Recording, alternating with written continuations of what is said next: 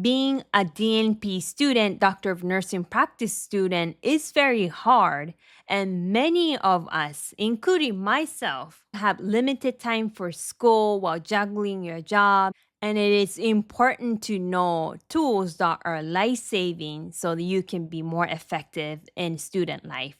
In this episode, I'm going to share 3 must-have tools for any DNP students. Let's get into it.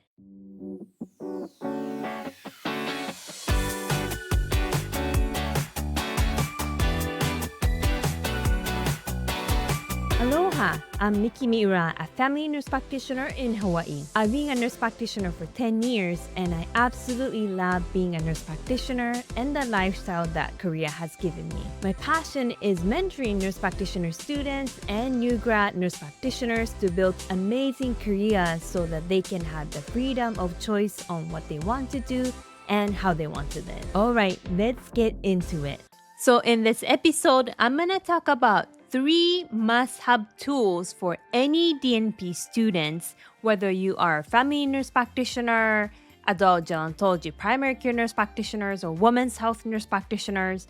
These 3 tools are going to be very helpful and make your life much easier. First tool is called Paper Pile. One of faculty members told me about this tool when I was in DNP program, and I've been using this since. This is a website that you can upload any articles that you are interested and possibly use for your paper in the future.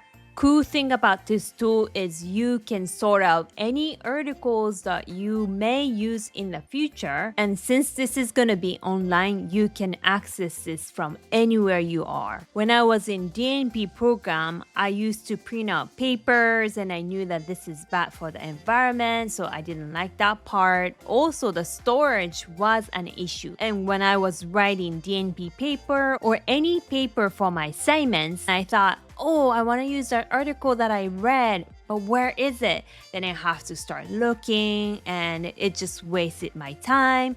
Also, carrying a huge pile of papers was burden for me. But with this website, you can sort out. It doesn't have to be only for DNP project, but also for your assignments. It can help to abstract the information about the article, and you can also attach PDF file. So if you want to read the actual article itself, you can just click it and read it from anywhere you are. It also helps you to produce citation in APA style. When you're writing big papers like DNP papers, you edit so many times. So in the beginning, you might be thinking, I'm going to use this article, and you edit and decided, actually, I'm going to eliminate this sentence. Therefore, I'm not going to use this article. Then you have to delete it.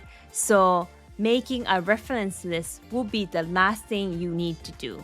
So every time you make an edit and eliminate paper that you're going to use, then you have to modify your reference list as well. And this site's going to be very helpful to sort out articles and put it in the order, and to pull out any articles that you found interesting or useful. Keeping track of your citation is extremely important, so you're not going to screw up in the end of DNP project, because we want to make sure that you got the resources, you got the source of citation, and this Paper Pile website will be very helpful.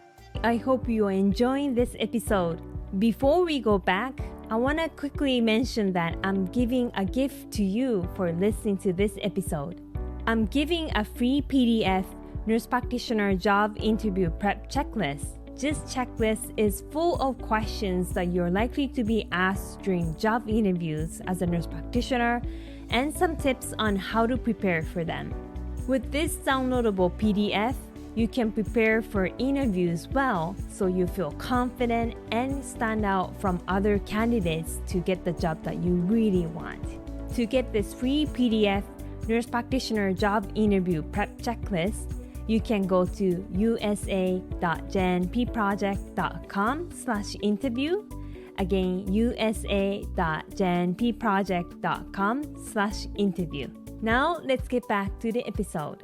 Second tool is UpToDate. UpToDate is a very powerful website I was aware of UpToDate when I was a student, but I was on a budget and I thought that, the membership is expensive, so I didn't sign up.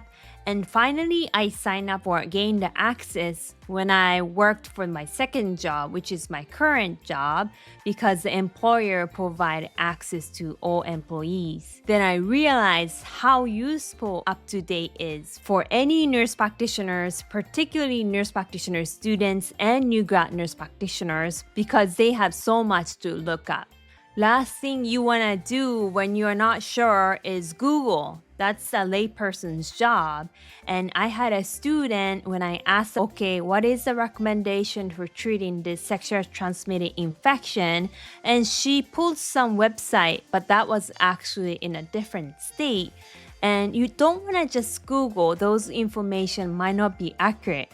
UpToDate shows most up-to-date and accurate information in just one website, and that's gonna make your life much easier, and you can look things up really quickly and you can trust the information you gain. I use UpToDate for so many things. If I'm not familiar with certain conditions, I look for typical clinical manifestations or diagnostic criteria or treatment options, or even about the medication, like how many milligrams am I supposed to give, how long should I give that medication, and what kind of forms, for example, like tablets, capsules, what kind of forms are available, and if it's in a tube or bottle, how much is in 1 unit. I highly recommend to sign up when you're still a student because you can get a huge discount. You can also get discount if you are an ANP member. You can also negotiate with your employer, say, hey, would you mind covering the fee for UpToDate? Because in the end, as you provide more safe care to patients, that will be also beneficial for the healthcare organization. Third tool that is very helpful for DNP students, especially international students, is Grammarly. I didn't have this tool when I was a student, and I kept going to writing tutors or ask my friends or coworkers to read my paper and collect grammar. And sometimes that can be hard because you just finished paper and you have to submit it by midnight and everybody's sleeping already, but you want to make sure there are no grammatical mistakes. And if you're not from United States, you have to understand that a lot of schools take out so many points if you have even very little grammatical mistakes. And particularly for those who are non-native English speakers like myself, checking grammar is even more important. Grammarly is an AI tool that you can access from anywhere 24/7, so you can make sure saying things in most effective and convincing way without any grammatical mistakes. I hope this episode was helpful for you. If you like this episode, please give me a thumbs up and make sure to subscribe to my channel. We upload new episodes every week. Also, if you have any requests for future episodes, please write down in the comment section. Alright, I'll see you in the next episode. Aloha.